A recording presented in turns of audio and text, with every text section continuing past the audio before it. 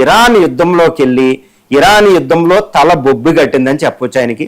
ఎందుకంటే అక్కడ ప్రభుత్వాన్ని మార్చేస్తా, అసలు ఇరాన్ టెర్రరిస్ట్ దేశంగా ఉండడం, దాన్ని అస్తిత్వంగా ఉండొచ్చడం, ఇస్లామిక్ టెర్రరిస్ట్ ప్రభుత్వం బదులు అమెరికా చెప్పే ప్రభుత్వాన్ని ఎస్టాబ్లిష్ చేస్తా అనుకుంటూ వెళ్ళిన యుద్ధంలో ఆయనకు ఒక అపజయం మూటగట్టుకుంది. ఎందుకంటే ఎంతటి అపజయం అంటే అమెరికాలో ఆయన వారు సపోర్ట్ చేసేవాళ్ళు కేవలం 26%, 56% వ్యతిరేకిస్తున్నారు.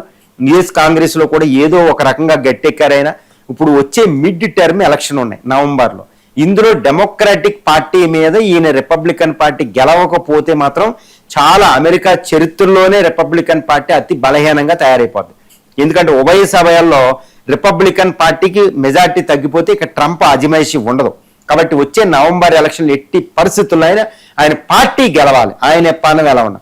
కాబట్టి రిపబ్లికన్ పార్టీ నుండి ఆయన మీద ఒత్తిడి ఉంది, నువ్వు ఏంది నీ ప్రజాకర్ష పథకాలు లేవని. అందుకే ఆయన యుద్ధం నుంచి వెనక్కి వెళ్తున్నాడు.